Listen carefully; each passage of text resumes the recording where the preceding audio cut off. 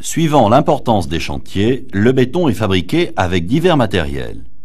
Ici, une bétonnière à axe incliné pour les petits chantiers. Une bétonnière à axe horizontal pour les chantiers moyens. La bétonnière portée, appelée communément camion toupie, pour les chantiers importants. Les avantages de la bétonnière portée sont suppression d'un poste fixe de bétonnage sur le chantier, une bonne qualité de béton, un gain de productivité. Les centrales à béton qui alimentent les bétonnières portées disposent de malaxeurs pour la fabrication du béton. La bétonnière est placée à proximité des granulats et du poste d'eau. Les pieds sont coulissants. Le verrouillage est assuré par des goupilles.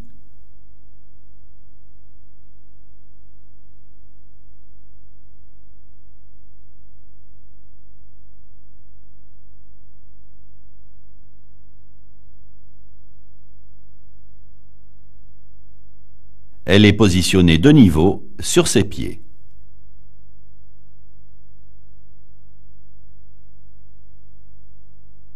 La hauteur des pieds est suffisante lorsque les roues décollent du sol. Maintenant, la stabilité est parfaitement assurée. Le timon est enlevé.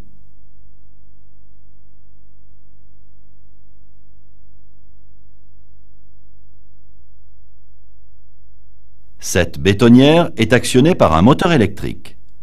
Il faut s'assurer que l'alimentation du secteur correspond au voltage demandé par la plaque signalétique, ici du 220 volts. L'alimentation électrique est raccordée à la terre. Le passage du câble ne doit pas gêner la libre circulation autour de la bétonnière.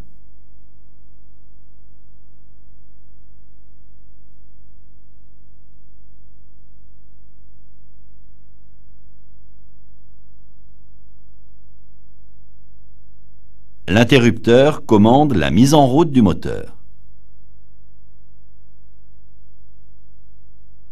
À l'aide de la pédale et du volant, le maçon vérifie le basculement de la cuve.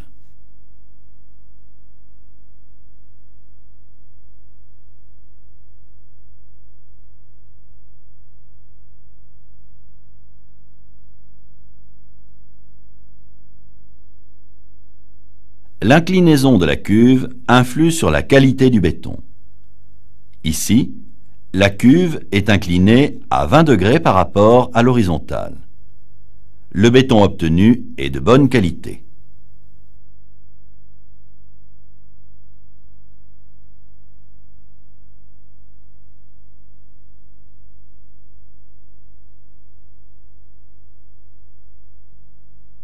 Pour une capacité de malaxage de 120 litres, les quantités d'éléments sont une brouette de gravier, un demi-sac de ciment, une demi-brouette de sable, un seau d'eau.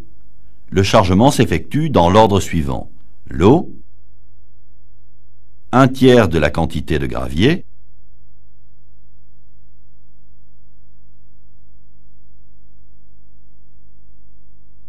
le ciment,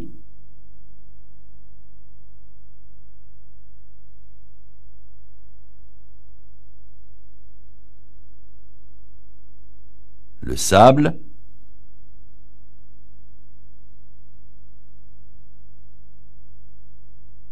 puis le reste du gravier.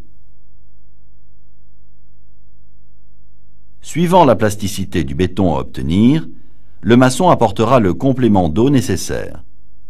Attention, un rajout d'eau trop important détériore la qualité du béton. La durée de malaxage avec ce type de bétonnière est de 2 minutes. Cette durée permet d'obtenir un béton de qualité. La plasticité du béton convenant, le contenu est versé dans la brouette.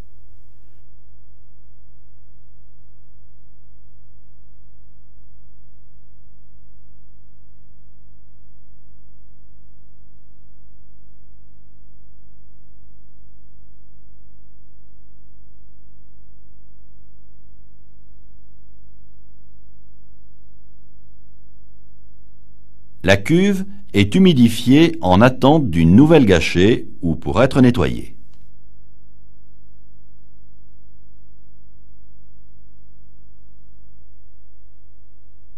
La fabrication du béton est terminée. Le maçon nettoie la bétonnière.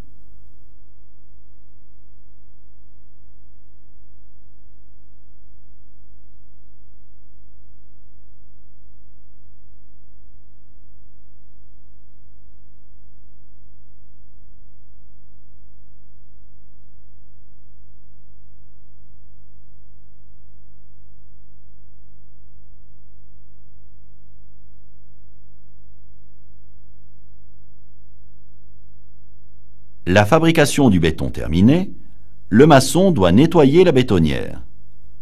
L'eau est versée.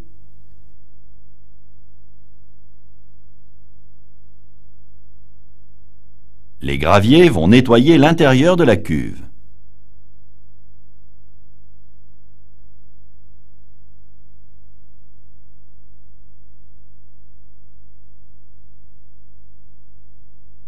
L'ensemble de la cuve est gratté par basculement.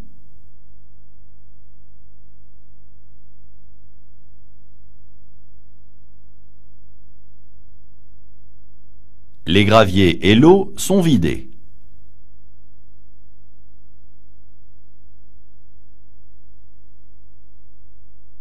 Le maçon rince une deuxième fois à l'eau claire.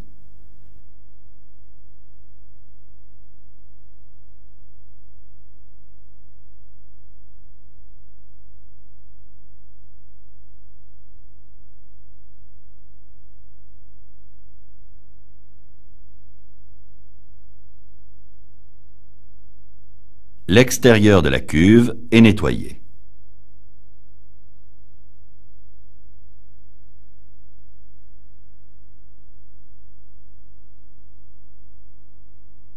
La cuve est propre. Le courant est coupé.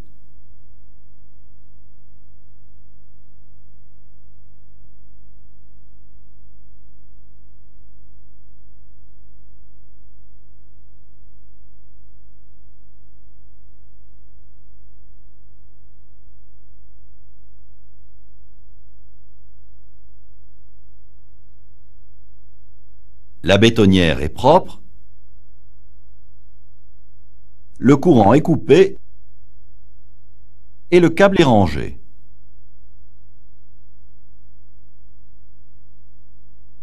Le timon est mis en place.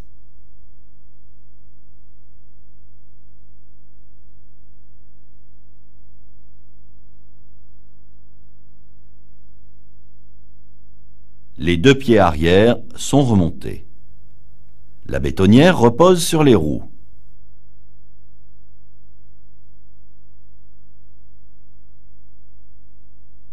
La bétonnière est rangée.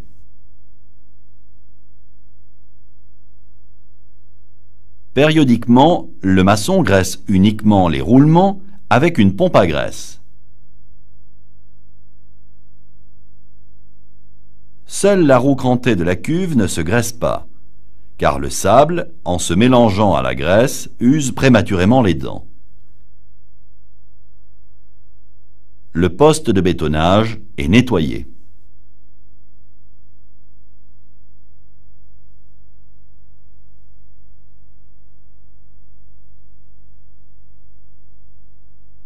Le maçon met en marche le convertisseur,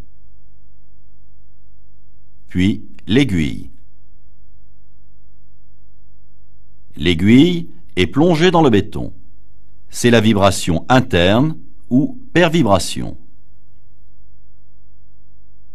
Le vibrateur est fixé au coffrage à l'aide d'un serre-joint spécial. Les vibrations sont transmises au coffrage. C'est la vibration externe.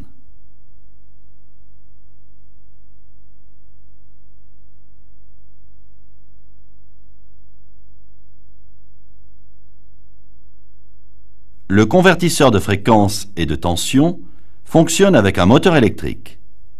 Il faut s'assurer que l'alimentation du secteur correspond à l'alimentation demandée par la plaque signalétique. Ici, du 380 volts. Le moteur du convertisseur démarre en poussant le bouton noir. Le câble électrique de l'aiguille vibrante est branché sur le convertisseur. Le maçon appuie sur l'interrupteur de l'aiguille. L'aiguille vibre. Le maçon arrête l'aiguille, puis le convertisseur. C'est dans cet ordre que l'opération est conseillée.